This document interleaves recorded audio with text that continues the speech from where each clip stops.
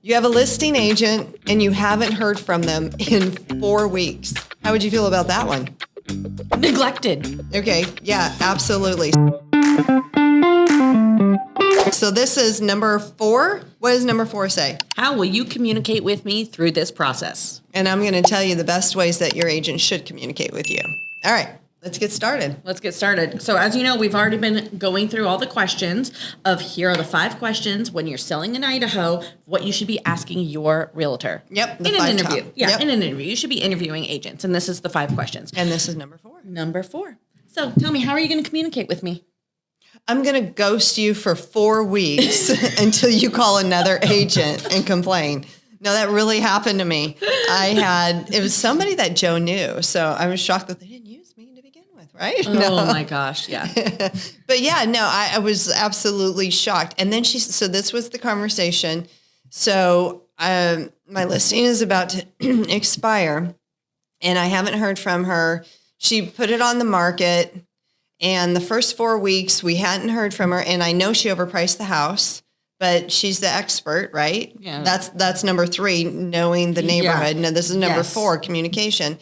And she literally ghosted this poor elderly lady. And no showings. How can you do that? Like, as an agent, how can you feel that that's a right thing to do? Well, that's why it's number 4 and the biggest complaints. I know. It boggles my mind because I hear this a lot. It's not even just this story. Like, I hear this a lot from people. And it's like, I mean, even listing is most important, right? Because you should be in constant communication with your client. Like, you and your agent should be almost best friends. Well, you know why? Because the first 2 weeks are the most crucial. The first 2 weeks, if you don't price it right and you don't get your marketing out there and you don't know what the feedback is from the open houses, if you're not getting all that first 2 weeks is when the bulk of everybody comes in to see the home. Yep. And that's why it's going to be priced right and everything else. So communication I think that should have been number 1. I do too. I'm kind of boggled that was number 4. They could have randomly did the top 5. They had to have, because this is one of the most important topics that there is. Communication is key. It is absolutely key. You and your agent should be best friends. You should know everything that's going on with your home, every inch of feedback. This all, again, just like question number 3, it all lumps into the one question, right? Like what are you going to do for me when selling my home? Be in constant communication. I'm going to find out the feedback from the open houses. If people come in and they say, this house smells funny, just like we talked about. That was one of them somewhere. The stinky dog paws. Yeah, the Doritos. But it happens. And I mean, we sometimes even miss it because either we're used to that smell or you're used to that smell. But if people walk in and it's a constant feedback. That needs to be addressed. It needs to be addressed. So as an agent, I need to communicate with you the problem and solutions. Oh, you know what? We could probably talk an hour on this one. Do you know that every single interview I've ever had, not one person has ever asked me how I communicate? Really? Well, it could be, but towards the end is how I explain how to communicate. But it could be because I address it in the meeting. Well, it is part of our slides, right? Yeah. I'd love for you to bring up right now that email that you send everybody and part of our slides of what we send to you guys is part of our communication. So what you need when you're selling your home here in Eagle, selling your home in Boise, wherever it is, you need when you're interviewing that agent to say, show me your communication. How is it that you do communicate? And for me, I tell them every Monday, this is not an all-exclusive, it's just only Monday I'm going to talk to you. But on Monday, I actually brought an example. I should have brought my glasses. So I'll be holding this out here. Hey, can you see me? Okay, so one of them was, good morning. I'm telling him what's going on in the neighborhood, what a couple of the agents from the previous week had said that they were interested and what happened to them. Agent showings is one of the bold categories. Agent showings, there was 5. Agent 1 said they didn't realize that the master bathroom was on the ground floor. Which that's funny because the agent should have known the master bathroom was on the ground floor. Some are so special. And you can't help them all. And it didn't work for that particular client. One has not even responded to me with several requests for feedback. So we can request. Doesn't mean we're always going to get it. So that's just one section. Then I go into. But she says section. It's a section. It's detailed. Yeah. We'll show you here. Yeah. So that's the agent showing section. Then we have the open house section. So the open house section is, we had an open house on Friday, Saturday, and Sunday. And we had 5 groups come in. Here was the common theme, which was the negatives was the house was a little too small. The backyard is too small. There's a field in the back. We don't know what's going to happen to it. That was the common comments. The positives was how large the RV garage was, the layout of the house.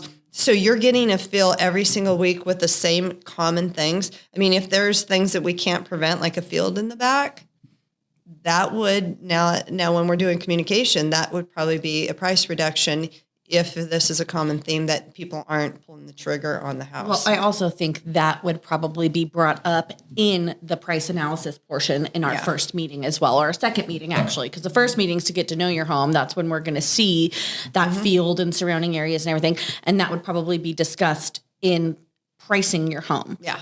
But yeah. And then the next section was active resales for your house.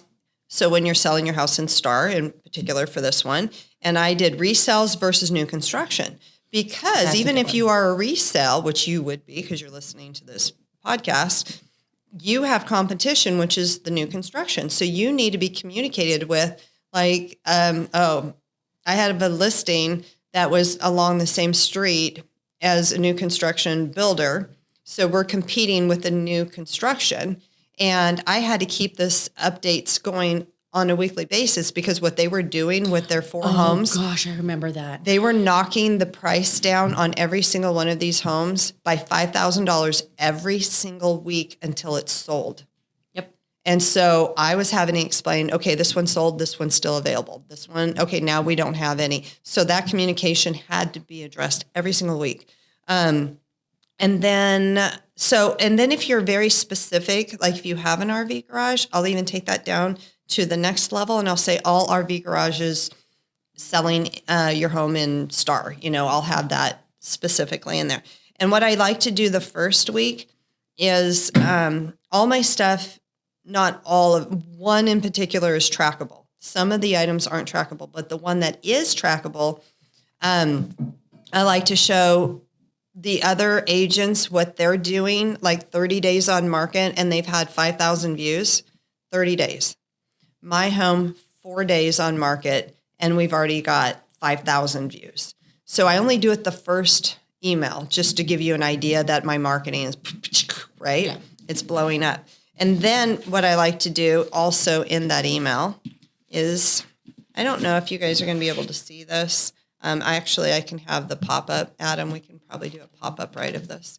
Okay, so it's a pop-up, but see, I don't know if you guys can see this pie chart. Can they see that? Okay, so this is also what you get. It shows my marketing, which is the blue and the brown, and there's a little tiny sliver I know you're not going to be able to see, which is what happens when an agent puts it on the MLS and it automatically goes to Redfin, Zillow, yep. Realtor.com, is that little tiny green sliver.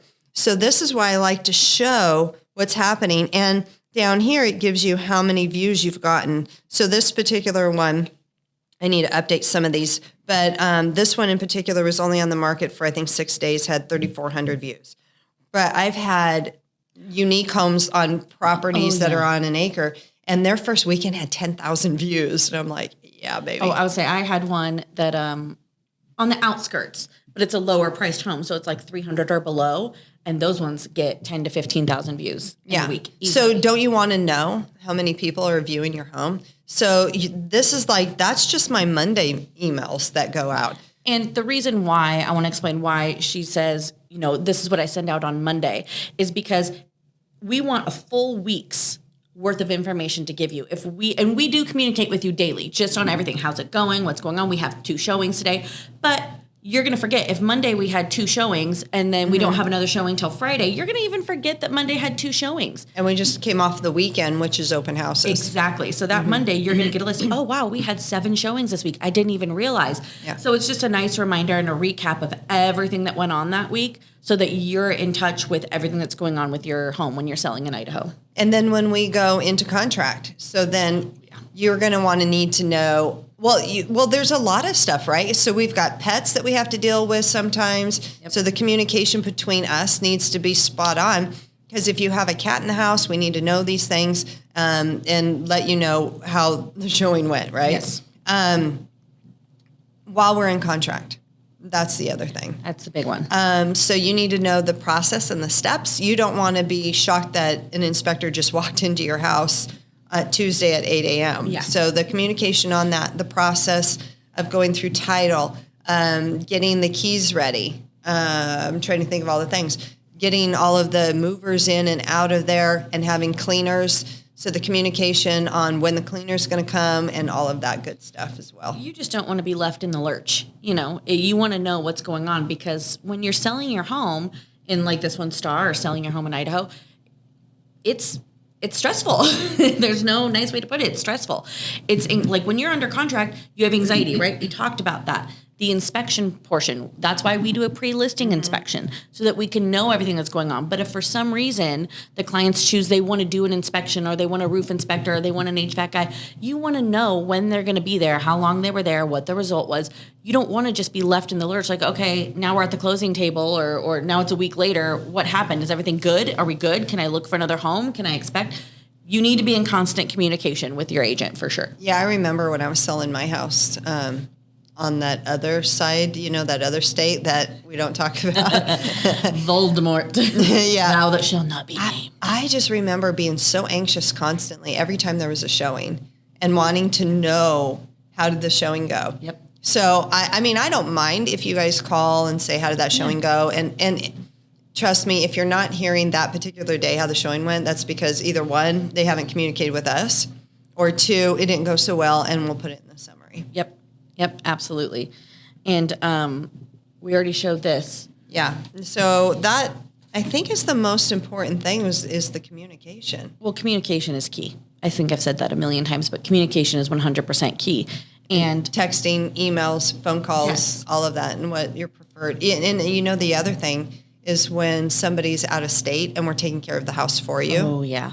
Because I have found myself where I needed to communicate that you guys need a gardener. Like the grass I went a week later because I was out doing something. I come back to get the house ready for the weekend, and the grass was dead. So I was having to hand water the grass to get it back up to life. And so we had to communicate with them to find a gardener or to use our gardener. Yep. I've had really random stuff, like all of a sudden the electrical lights went out. So we have to communicate that as well, especially when you're out of state. I think that's important. Out of state's huge, but I'm also just thinking too, like I said before, you and your agent should essentially be best friends, right? Like at this time, communication should be a lot, if not daily, at least 3 or 4 times a week. But the importance of that as well is when an agent calls us, right, and says, okay, we want to go look at your home, we want to know exactly what it is you're looking for, right? If this is an investment home and you're going to do a 1031 exchange, I want to know that so I know how to handle when they call. Because like I'm having instances right now of owner carry loans or issues where maybe it's going to be long-term payments.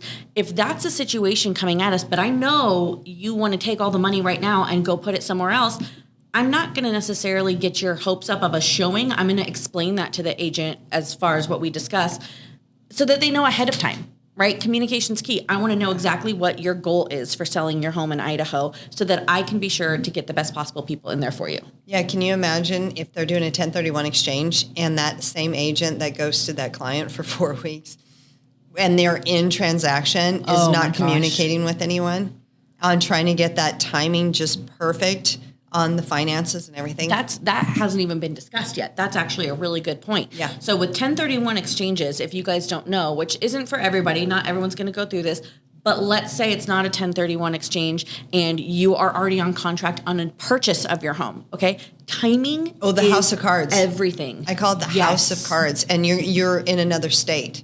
Yep. Yeah, and you're moving from Idaho to, say, Oregon or something, and the communication between the two agents and you has to be perfect, because with a 1031 exchange, you have a certain amount of days to find which homes you want to buy. Now, I say homes, it's a whole process. We can get into that on another podcast maybe one day. It's a whole thing. But you have a certain amount of time to declare which homes you're interested in. Okay. Then when you get in contract on it, your inspection process in the sale and your inspection process in the purchase, they have to all line up. And you forget perfectly. about title and the other agent and the buyer over here and this person and that person. And the inspector appraiser and- over here and the appraiser over here. I need more hands. I need more hands. Start juggling those balls. It's a whole situation. So that's why it's like we need to be in constant communication. Okay, seller A, we have inspection on Friday at 10 a.m. And then This is the communication you're not even seeing on the back yes, end. Yeah. yes. And then it's like seller A is also buyer A, right? Or buyer B. Buyer B, we have inspection on this home on Saturday at this time. Before we sign off on this, we need to make sure they sign off on this. It's I think a whole thing. they glazed over now. Yes. Yep, that's exactly Yes. what we're talking about. That's why you let us do the communication. Yeah, sorry. I needed more hands. I could go on because there's just so much detail in communication. And That's part of the communication, right? You got It's the hand gestures. the physical, the verbal, all the different communications. Everything. Communication is so important. and on the buyer's agent too. Oh, yeah. Communicating with the buyer's agent. Yeah. So I guess in a nutshell, that is a very good question. Make sure you ask how you're going to communicate, how you're going to communicate on the status of open houses, price changes, midway through the process. If interest rates go up, communicate with the agent. How are you going to tell me, do we need to lower our price? Do I need to give an incentive, concessions? There's so much communication, and it better be happening between you and that agent. So, Yep, absolutely. so thanks for joining us again with Selling in Idaho. We appreciate your patience with our craziness, and wait until you see number 5. So that's going to be our next podcast. Yes. Number 5. Number 5. Have a wonderful day. Bye.